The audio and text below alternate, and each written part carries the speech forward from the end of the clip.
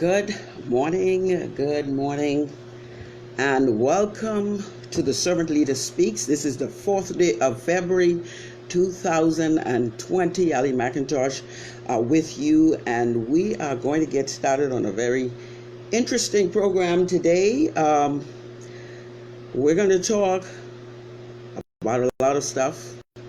First statement is, when the righteous is in authority, the people rejoice. When the wicked bear it rule, the people mourn. And I believe that the Bahamas is mourning. Just thought I'd cut off my fan. I'm hearing too much noise. But the Bahamian people is mourning. And so this morning we're going to talk about some very interesting things. We're going to talk about some indictments that we have given to the government. We're going to talk about Bahamas 219. There is a lot of things we're going to talk about. There was a lot of chatter yesterday on Facebook. So call your friend and call your neighbor and call someone you think might want to listen to this show because we are going to talk about some things. Let's have a word of prayer, and we're going to get right into what we have to speak about today. May the words of my mouth and the meditation of my heart be acceptable, Lord, in thy sight, for you are my strength and my name. And may the Lord Yahweh Elohim be praised and magnified in all that we do today. In Jesus' name, amen. Again, thank you for those of you who are coming on. Mr. McIntosh, Mr. Pinder, thank you so much for joining us. And for those of you who will join us, we do appreciate it. We would want you to like this program, share this program. There is going to be some very interesting things that is being said today. First off, I believe that today is the day that we declare war. It's all right to declare war in regards to that which needs to be fought. And so we declare war today. I wish to invite you to call me servant leader. Now, I know my name is Ali McIntosh, but for the sake of the battle, call me servant leader. The reason I prefer to be called servant leader at this time is because it invokes the very presence of the Archangel Michael, who doth walk with the servant leader. The servant leader is a position that has been called in the nation to do a work regarding the Bahamian people. And so at this time, as we enter into this phase, I wish that you call me the servant leader. I prefer that you call me the servant leader. Calling me Ali McIntosh is a good name.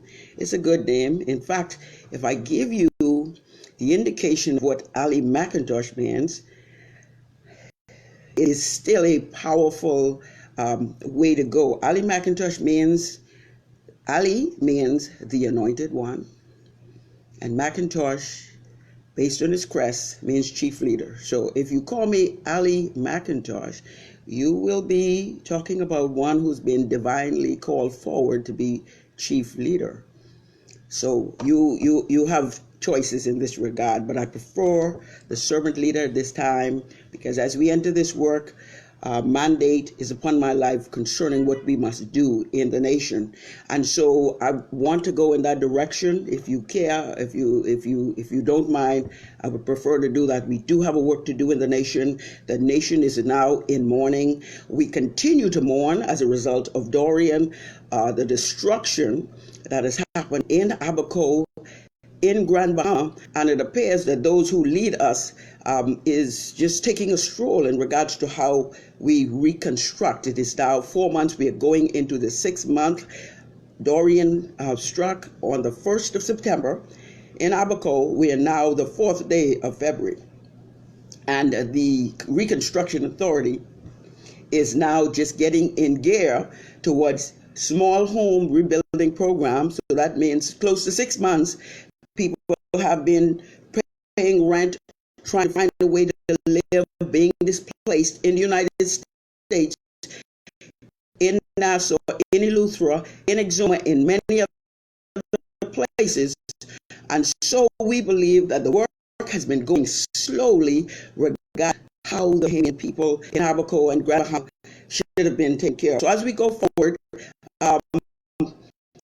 I will want to continue to do this time. I said to you on Facebook yesterday, this is too early in the campaign. Well, the Prime Minister himself declared his campaign open, so those of us who are in the fight should also be declaring our campaign over, putting on our war clothes, getting ready to do the work for the Bahamian people. As you know, I have spent the last 20 years, and I know that the last 20 years has been part of the Lord's way of getting the Bahamian people ready for what he wants to do in the nation.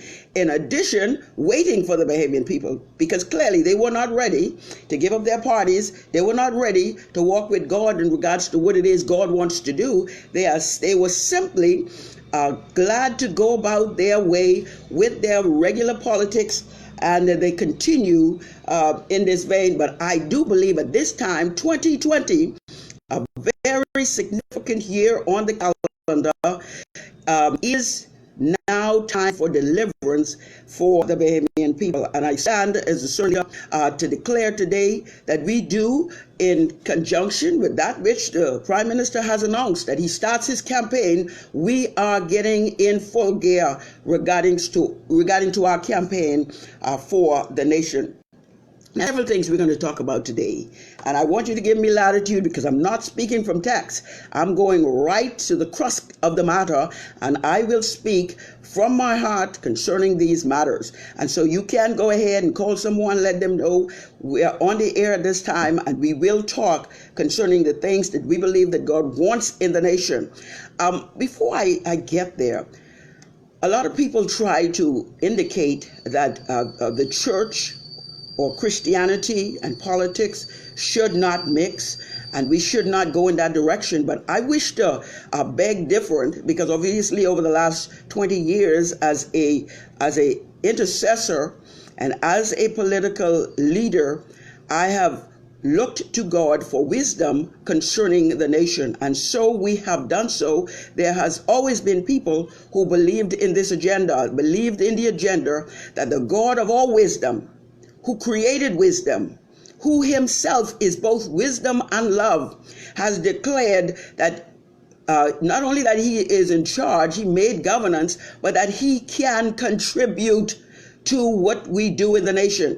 And of course, the birth of the Bahamas Constitution Party has been on this wise, that the Lord said this is his nation he wanted back. That in 1973, when the founding fathers declared the modern Bahamas, they put in the modern Bahamas the preamble of the Constitution, which indicated that we as a people believe that the preservation of our freedom is guaranteed by a national commitment to self-discipline, industry, loyalty, unity, and abiding respect for Christian values and the rule of law. They indicated that they know that the inheritance that we, let's start again here. We now know ye therefore, this is the preamble of the Constitution, now know ye therefore,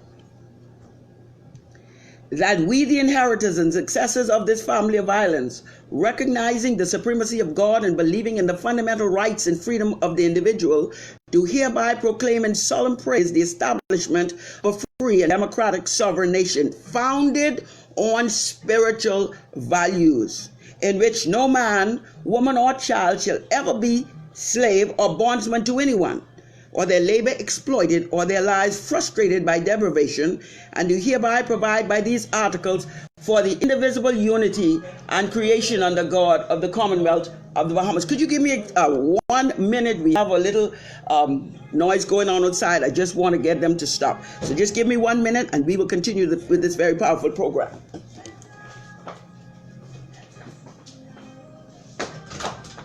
Hello. I am on the air. Could you turn that noise off? Thank you. Turn it off entirely.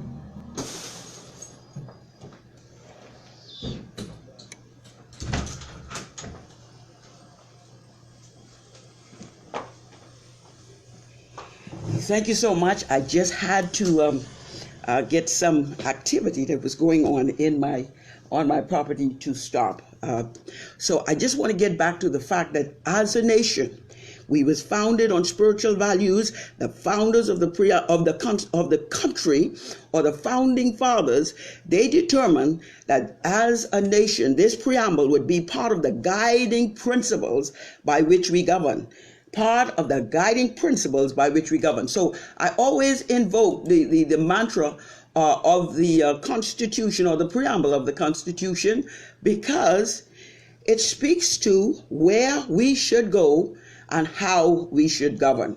And clearly, that is the agenda that every single administration that is elected in the Commonwealth of the Bahamas have a mandate to walk in this agenda. And so when we look at the preamble of the Constitution, it states right there what it is we should do. Now, I want to get back to what we want to talk about today. And all of this is together in regards to the mission that should be and that will be going forward in the nation. Several things. Last week, 29th of January, the Bahamas Constitution Party declared 3 indictments against the FNM administration. We did not just declare that as a political theatrics or political item looking for attention. What we did last week on the Wednesday, the 29th, those indictments were delivered to the Parliament of the Bahamas. We seek of the Speaker of the House to receive these indictments from us so that they would declare those to all the members of the Parliament. That was the agenda. And the purpose of that is that persons or the parliamentarians, everyone who've been elected on behalf of the people, understand that the people of the Commonwealth of the Bahamas wants to see them govern in the way that they promised that they would govern. I am sure that's your agenda. I mean, if you make a determination and vote in a government, it is for that agenda to take care of your business. Now, our website, www.bcpparty.org, if you go online, you will see these agendas. You will see these indictments. And I will go online. I'm looking to the right because that is where my computer is. And I am looking to make certain that we have those agendas available for you. But I want you to go online, bcpparty.org, and you are going to come upon the agendas or the indictments that was delivered to the Parliament of the Bahamas for the government or the administration of the Free National Movement. We publish them on our website. We deliver them to the Speaker of the House of Assembly so that they would understand that the people of the Commonwealth of the Bahamas is not satisfied with the work that they have been doing. Now, of course, we have people who are very dedicated members of the FNM party who continues to see no wrong being done by the government of the Bahamas. But I do believe that the majority of the Bahamian people has a problem with the direction this government is going. Now, what we have determined, and when you go on, we don't want to read all of this on the show, but we do want to indicate that this resolution, these recommendations are so that the government, the sitting government would understand where the people are. And we do believe that we speak on their behalf. And the reason we speak on their behalf, because we are the ones that are out here. We are the ones that are disgruntled. We are the ones that are hurting. We are the ones that feel the pain of the people. The first indictment is the indictment of lying with conspiracy to deceive. And we say that because during the period leading up to the general election in 2017, the FNM campaign, and they led their campaign on a matter of accountability and transparency. They said in regards to indictment 1 that they will not seek new taxes. They will not put a burden on the Bahamian people. And I'm going to indicate in a very short while 17 specific things that they indicated, and all of them they have not brought to pass. But regarding indictment one, lying and conspiracy to deceive, they increase VAT tax from 7.5 to 12, even though while in operation they thought that VAT was a lazy way to govern. But yet they increase it from 7.5 to 12%. They increase electricity bills. They propose increase national insurance, increase in airport taxes, increased or unfair taxation on the gaming and local gaming industry, among many others. Many of these things can be verified within the media. The second indictment, and we want you to go online because you can read entirely all of the resolutions. The second indictment, the charge of mismanagement and corruption. Of course, we see the debacle with contract being given to sitting cabinet ministers, concessions made for sitting cabinet ministers. We're talking about Oban, a $5 billion, 600 acres contract. And not only that, it was signed when they know that fraud was being taking place, because the person who was signing on behalf of somebody, but was signing his own signature. My goodness, something has to be wrong with that. We look at no clear path. The fact that this government has allowed the deterioration of almost every public sector union, the government, the unions, the government, the doctors, the nurses, the public service. Oh, they did in December attempted to pay everybody off with a $1,400 advance. That does not fix everything. Third indictment. I want you to read them for yourselves, because I have only limited time in which I will show. Indictment number 3, the charge of criminal negligence. And that relates specifically to the aftermath or the management or mismanagement, the aftermath of Hurricane Dorian. Many people and persons died even in the very initial stages after Hurricane Dorian.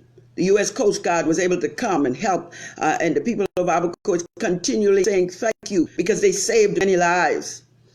Before the defense force could get on the ground, the Royal Bahamas Police Force could get on the ground, the U.S. government is here in Abaco, reaching out and delivering and finding people, saving them in their ceilings, picking up people that was hurt in Abaco, and we couldn't get our own people on the ground. That is criminal negligence. The second criminal negligence is the fact that in the collection of these bodies, and we still don't know how much, we know as it has been declared by the FNM or the government, the Ministry of Health, in regards to how many people has passed away, and we are still not clear on how many that was, both in Abaco and Grand Bahama.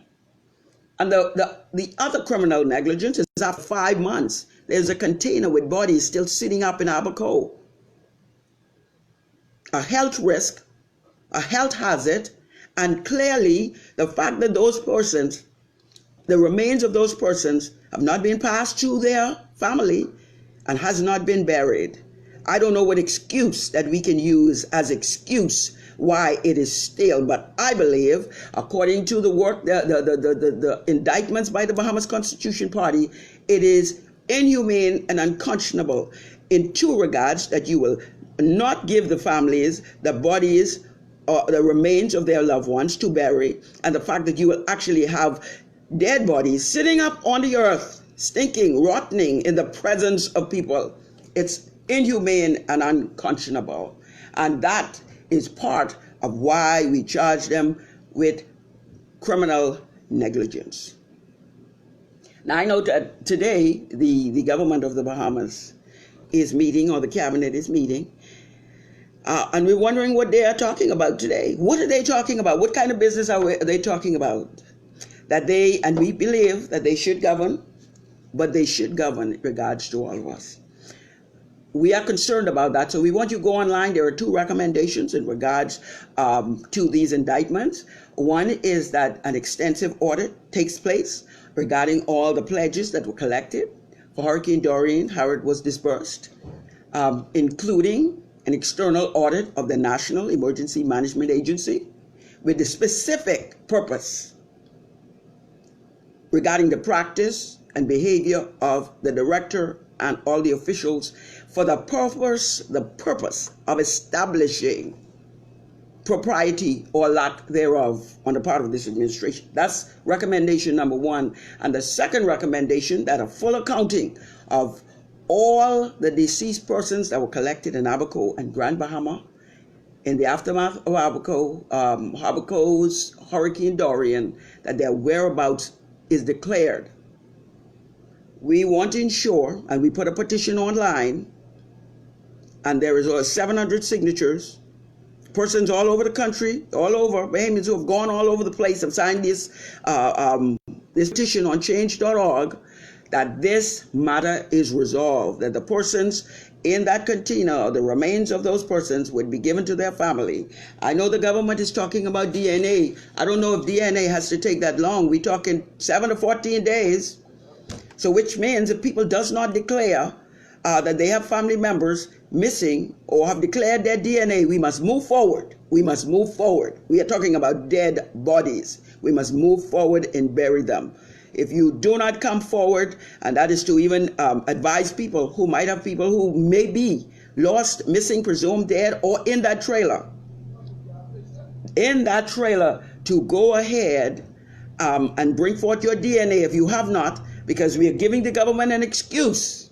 The excuse is that the people haven't come forward. If they haven't, we bury the dead. That's all it is. We just have to take responsibility as a government and go ahead and do what have to be done for the betterment of the Bahamian people. Now, based on not only those two recommendations, but the resolutions that we have indicated, is that because of these issues relating to Abaco and the aftermath of Hurricane, because the people, both Abaco and Grand Bahama, has been traumatized by Hurricane Dorian.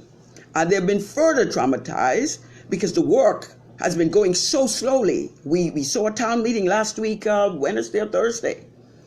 So we know that Hurricane Dorian has caused a lot of post-traumatic stress, a lot of anxiety, a lot of things that has happened, and their lives have not even begun to come together. And we appreciate all of the non-government organizations who came both locally and out of town, and we thank God for all of our local organizations who has worked with international organizations to make sure that the people of Grand Bahama and Abaco is taken care of. But of course, the government is taking their own time, because we are about 3 months away from the hurricane season, and they are just getting ready to make grants available of $10,000 for small home repairs, as they said, knowing that 80% of the persons who were affected by this destruction were uninsured. And so I clearly say again, a day late and a dollar short. And this is the resolution that we have put forward with the government. I will only read the last portion of it. And whereas all of these components placed in tandem have created a problem for the perpetuation of good governance in the Commonwealth of the Bahamas, and with certainty have led to the loss of the confidence of the majority of the Bahamian people in this FNM administration. Be it therefore resolved that the Free National Movement Administration, led by the Most Honorable Dr. Hubert Alexander Minnis, within 90 days of these declaration of these indictments, tender its resignation and prepare the Bahamian people and the country for general elections in order to seek a clear mandate from the Bahamian people on the way forward for the leadership of the Commonwealth of the Bahamas. That was declared on the 29th of January 2020. Those were delivered to the Parliament of the Commonwealth of the Bahamas, given to the office of the Speaker. It is their responsibility to communicate that to every member. If they don't, we will continue to do so on this forum and every other forum in which to get this done. Those are indictments. Those are the indictments read by the people, on behalf of the people, by the servant leadership of the Bahamas Constitution Party. It is important that as we go forward that we who have moral authority regarding consistency in the Commonwealth of the Bahamas, that we do so on behalf of the people. Secondly, we know that not only we are fighting, but there are other people are fighting. But today we declare war, because in this war, all those on the Lord's side ought to get in line. For this is God's country, and he wanted it back. And he wanted it back in the governance, not just as a showing people. He wanted his nation back. Based on the preamble of the Constitution, we pledged that we will govern the nation in a certain way, and we have certainly failed from that. Let me tell you quickly, 17 points of which this FNM administration, when they were in opposition, declared that they would do. And up to this point, which is 2.5 years, not even quite 3 years, they have failed on all counts. 17. Number one, corruption.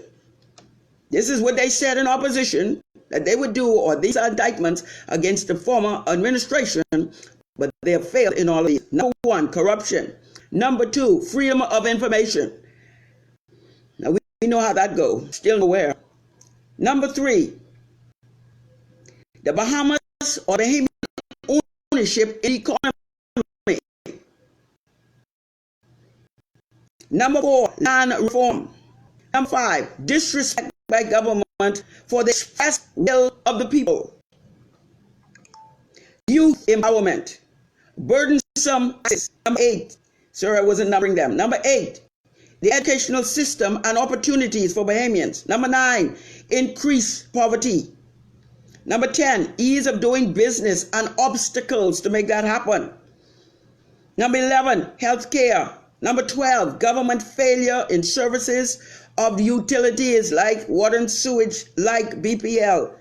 Number 14, disrespect for labor laws and unions. Number 14, high crime. Number 15, deterioration of traditional businesses and neighborhoods. Number 16, wastage of taxpayers' money. Number 17, lack of respect for the rule of law and accountability, and lack of accountability in governance. 17 points that the FNM, this administration, declared against the former administration, but yet they failed everyone. So we put them forward, we write them 17 out, and we'll identify them again so that people will understand this is where we are in regards to giving this government a warning concerning its behavior. Now we look and we see what's going on. We look and we see what's going on in the United States, where the Democrats was attempting to impeach the president. What they wanted to do is simply put on his record that he was indicted for failing to do what he's supposed to do. This is what we're doing. We are causing this government to understand, on behalf of the people, they believe that they have failed. So that's why these indictments, we have asked in 90 days, they can resign now and call election, or in 90 days, which is the 29th of April, they can resign and call elections. So we're not asking them to do so today or tomorrow. We understand the process of governance. I'm a constitutionalist. I've read this and I've declared 90 days because I understand, based on the parliamentary laws and parliamentary registration laws and issues related to that, we give them 90 days. It's a clear enough time in which this government can wrap up its business and call the country to election and allow the people to vote for someone who's prepared to take care of their business. In that regard, this government is borrowing $677 million. That was declared last week, Wednesday, when we were in Parliament. How much money will they borrow? If each year they seem to borrow $1 billion, we are going to be insolvent if we wait till 2022. The country will be insolvent. And play the fact not coming like they're supposed to, because at the end of 2008 it indicated, according to central bank records, that $8.2 billion was the point of the national debt. But now propaganda that's coming out of the government is saying after this loan, we will be at 8.2. How do we get at 8.2 billion when we are borrowing almost another $1 billion, $677 billion, million dollars? Excuse me. How do we get there? So obviously it's propaganda. We cannot trust the government who is prepared to lie to the Bahamian people. We cannot trust the government who is prepared to borrow their way out every time there is a need. I know sometime back in my life, I was getting to a point where I need to borrow something. You know what I determined? No borrowing. I'm going to have to live within my means. So, not the point that you don't owe people. You still owe people. But the point is, if you stop borrowing, you begin to decrease your indebtedness. But the fact that the only way that this government seems to be able to govern is to borrow. We can't do it. We cannot continue in that vein. So according to our indictments, we're asking the government of the Bahamas in 90 days from these indictments to call the country to a general election. So the next 90 days, we'll say about 85 that's left, we will be on a countdown. We will be on a countdown because we need the government of the Bahamas to call for clear mandate. Has to happen. We will be ready to govern. In fact, we are. The Bahamas Constitution Party has visionary, bold, consistent leaders with moral authority to be able to do the work. And that is in conjunction, collaboration with every force who believes that this government is not doing what it should be for the Bahamian people. So I'm going to declare again, all on the Lord's side. You need to stand up. It's time to stand up.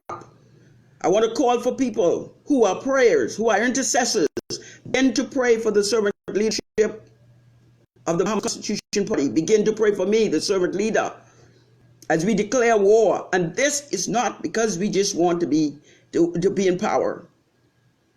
If that was the issue, I would have gone with the PLP in 2002 and even this FNM in 2017. But I've refused because I know if we are not going to do the business to empower the Bahamian people, I do not wish to be aboard any train that will not do God's business for the Bahamian people. And his business is to empower the Bahamian people. Every man, woman, and child. Before Sir Lyndon died, they called him when they were opening a place in Pinewood Garden, a housing project. He says, not till every tear is dry. Then our work is not finished. So we must do the work. We must do the work for the Bahamian people. I am not here just to be elected. I am here to govern, to do the work of the Bahamian people, to make sure that there's equity in the land, that there is justice, that there is righteousness, that the people cease from mourning and they begin to rejoice in the God of their salvation, the salvation of the nation, which started in 1967. In 1973, we will take it to the next level. So you, the Bahamian people, are going to be called upon over the next few weeks and months to make a decision where you stand.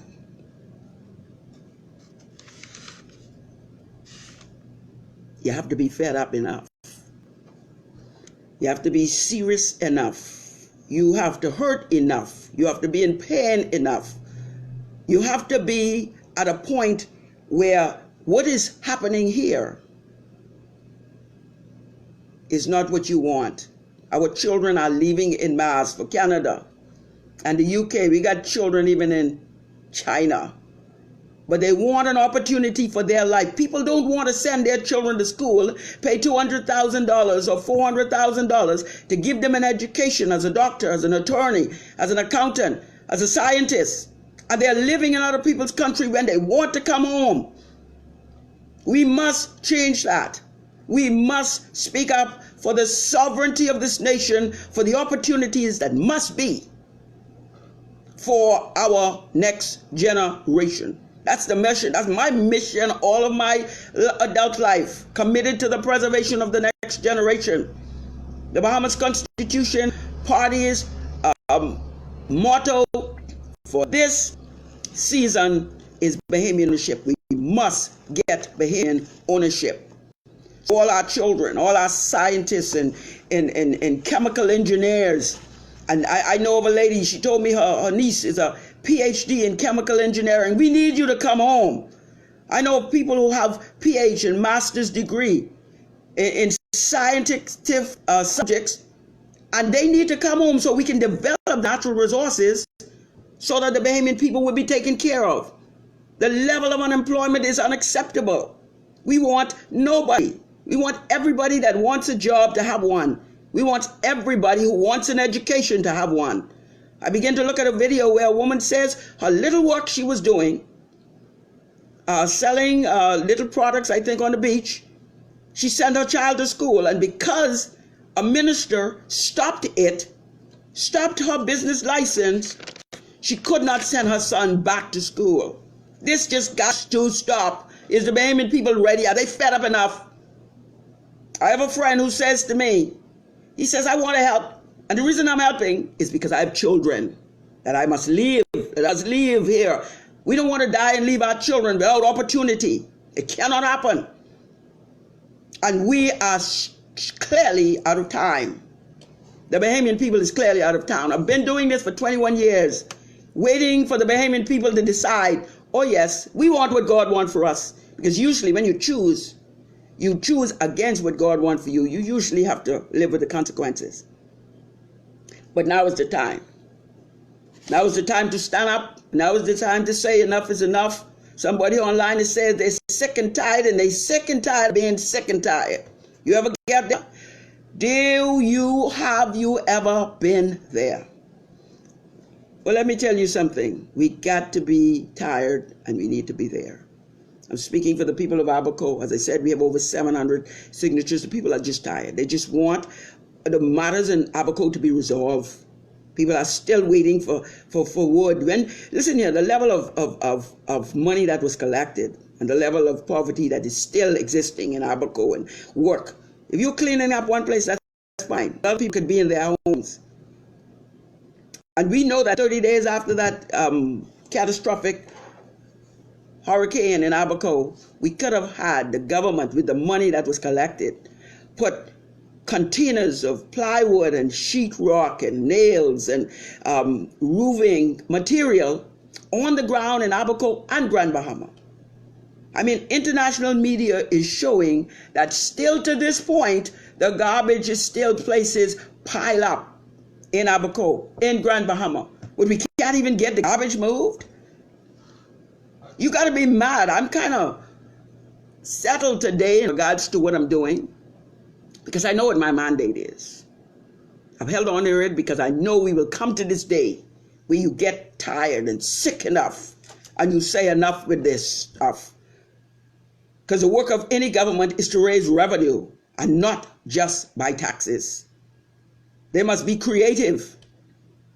When a man says taxation is lazy, we expect that he will get in government and he will do something else. But nothing has been done except tax and spend, tax and spend, tax and spend. And I think people are tired to know that while we're hurting, this government is raising per diem for them and their spouses to travel on our expense.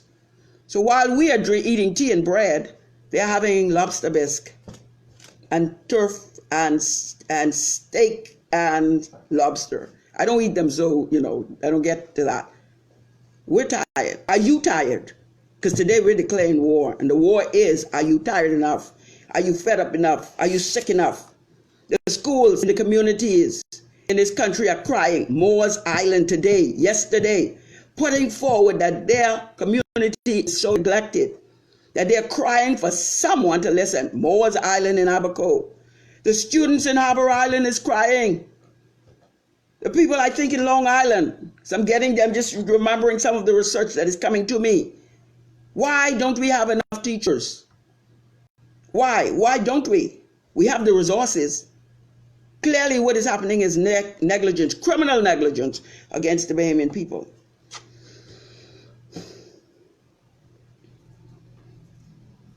Just thought I'd calm down for a minute. I just want to know if you sick and tired. I'm sick and tired of being sick and tired.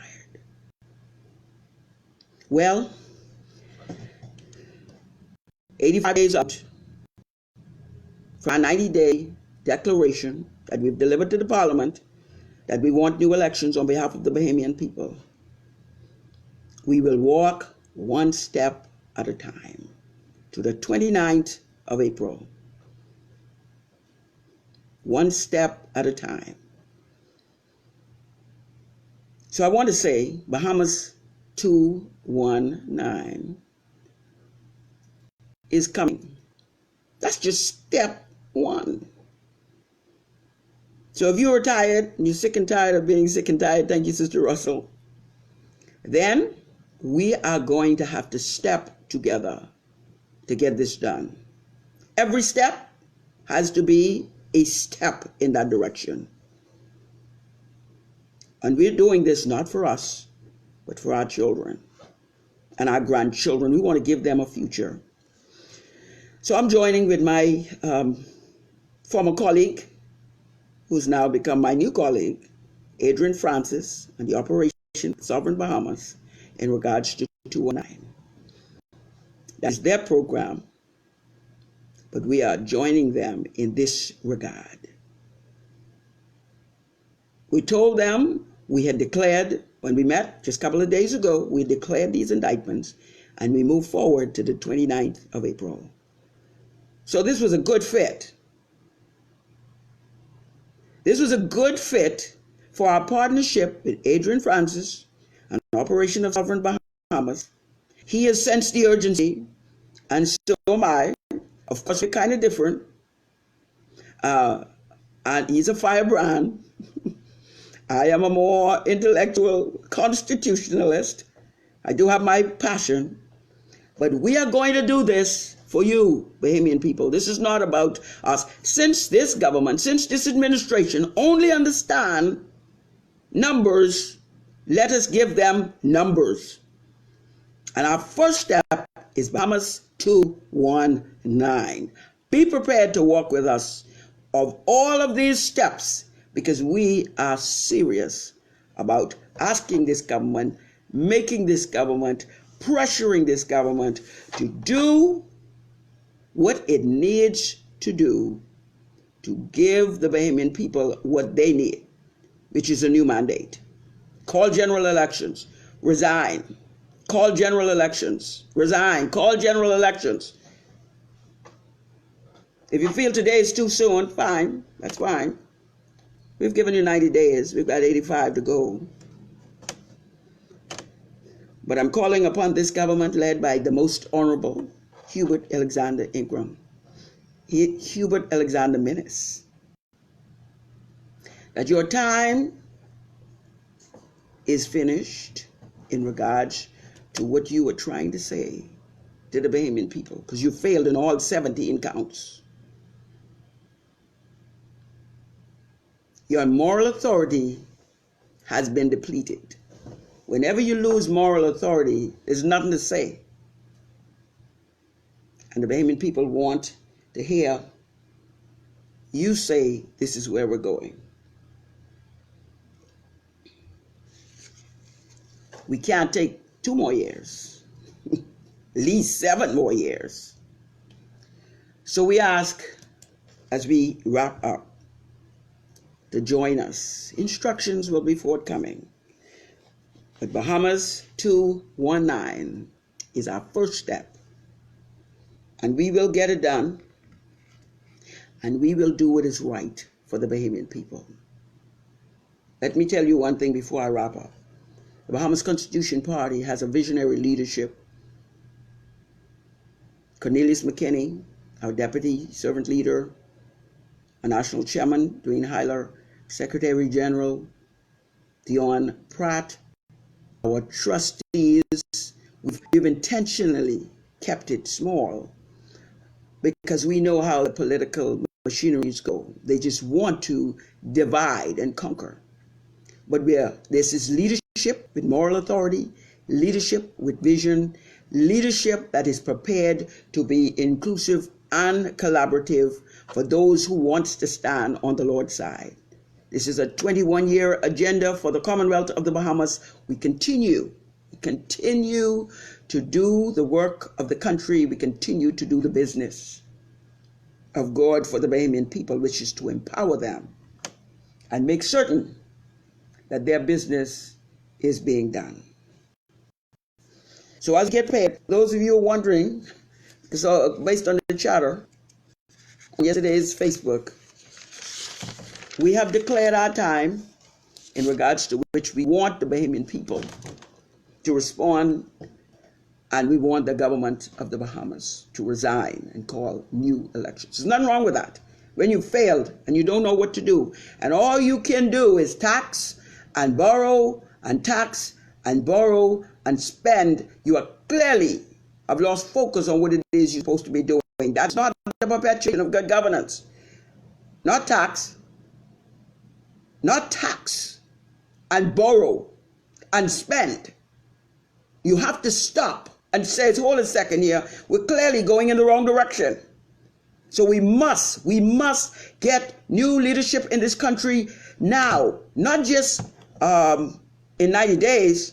We need this new leadership to stand up now. So if you're on the Lord's side, you're going to get up. If you think you're called to serve, then you need to get up. If you think you should put yourself forward as a candidate, you need to call. And we will see to that. So I want my firebrand friend, Adrian Francis, and all that he does to continue what he's doing. And we will walk with him. We will walk with him, but we will continue the mandate for the country, for the children, for our next generation. We will not die and leave this country in this condition. For our children, our grandchildren to continue to suffer at the hands of colonialists and oligarchy, while the natural resources is being exploited by a few, and our children go to bed hungry on noodles without being able to buy milk and fresh vegetables and fresh fruit. It cannot continue. We're calling, if you're on the Lord's side, it's time to stand up. If you are on the Lord's side, it's time to stand up. Come with us, because we are prepared to do the work to get it done for our children and our grandchildren. We will not leave this country like it is. As I say, continue. When you see me, call me servant leader. It invokes the divine presence of an Archangel Michael, a fighter on behalf of the Bahamian people. That's what I want for my legacy. That I do not give up until we've done the work that has to be done on behalf of the Bahamian people. Go online our website, bcpparty.org, bcpparty.org, bcpparty.org. Go to the indictments and you will see what we have declared against this government. Also, the front page, you can go there and sign the petition, because as I told a reporter on Wednesday, we will not take the petition down until the container is gone.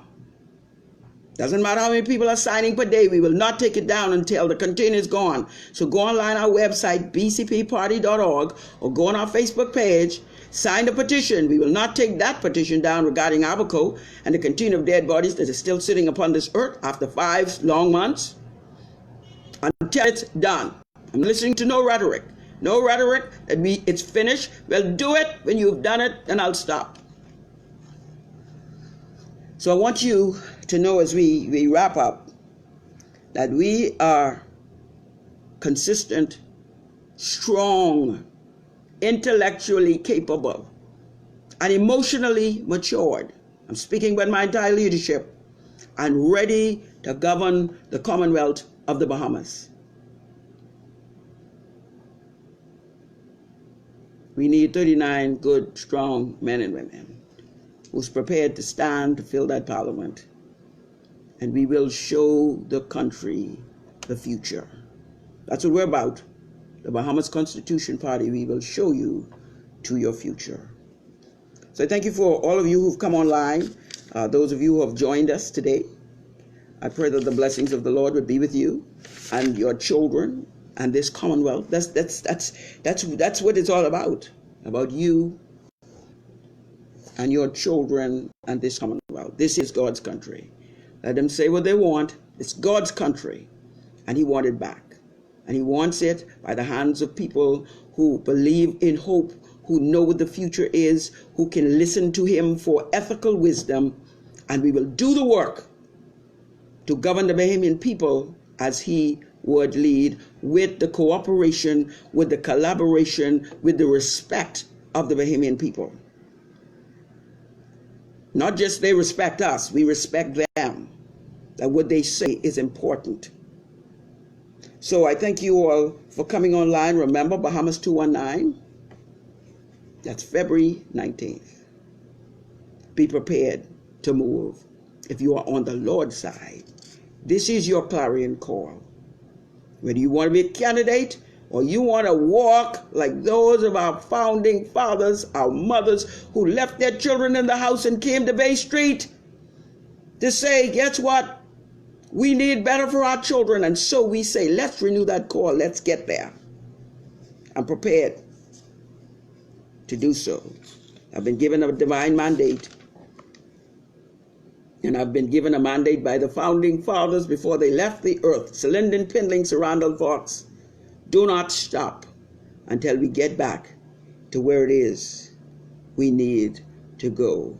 Go online on our website, bcpparty.org. bcpparty.org. When you go online, you will see our phone numbers. You can give us a call. We are prepared. That anyone who wants to stand on the Lord's side is ready. We now declare war. This is February, Black History Month, the month of love. We love you. We believe in black leadership that is not prepared to do what has been happening in this country over the last 20 years. We're prepared to do the people's business. And as we go, may God bless and keep safe the Commonwealth of the Bahamas. Good day, everyone.